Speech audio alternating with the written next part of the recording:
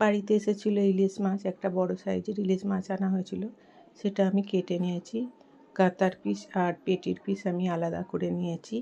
এগুলো ভালো করে ধুয়ে পরিষ্কার করে আমি এখন টাটকা মাছের ভাতে বানাবো। ভাতে ইলিশ মাছের খেতে খুব ভালো লাগে। 3 পিস মাছ আমি আগে থেকে লবণ আর হলুদ মাখিয়ে নিয়েছি। তার মধ্যে দিয়ে দিচ্ছি সর্ষে বাটা, অল্প একটু হলুদ আর অল্প করে লবণ আর কিছুটা সর্ষের তেল দিয়ে, আর ওপর থেকে একটুখানি আমি জল দিয়ে দেবো যাতে ওটা ভালোভাবে সিদ্ধ হয়ে যায়। তাছাড়া ঝোলটা খেতেও কিন্তু খুব ভালো লাগে, তাই আমি একটুখানি জল দিয়েছি। আর ফুটন্ত হাঁড়ির মধ্যে আমি ওটা দিয়ে দিয়েছি টিফিন বক্সটা, আর একটু খুন্তির সাহায্যে এটা একটা চাগিয়ে রেখে দেবো যাতে ওর মধ্যে আর জল না ঢুকে যায়, ভাতের জল। পরে আমি চাপাটা খুলে কয়েকটা কাঁচা লঙ্কা চেরা দেওয়া হয়েছে, যদি সেটা ক্যামেরা করা হয়ে ওঠেনি। দেখুন আমার এখন ইলিশ ভাতে তৈরি হয়ে গেছে।